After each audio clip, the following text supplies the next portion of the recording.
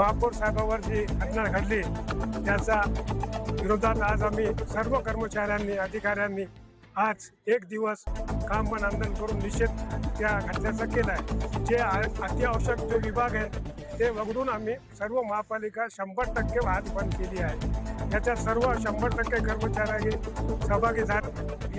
या वृत्तीचे लोक असतात ना, होत राहते, पण त्यांना आता आम्ही हा निषेध केला, पण याच्यानंतर आणि कोणी केलं तर मग आम्ही कर्मचारी त्यांना आमच्या पद्धतीने आम्ही त्यांना धडा शिकवू।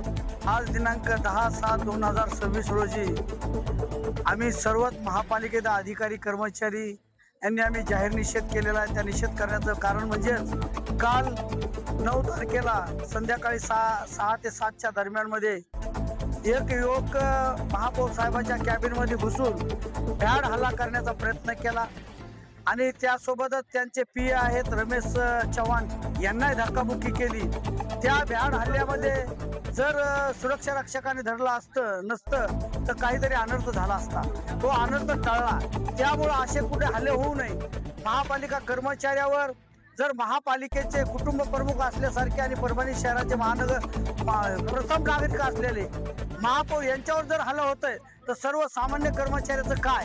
आम्ही तर तळागाळात फील्डवर वर्कर काम करणारे माणसं, आमच्या आया बहिणी रोडवर फिरणाऱ्या, असे माथे फिरू कधी बी आमच्यावर हल्ला होऊ शकतं।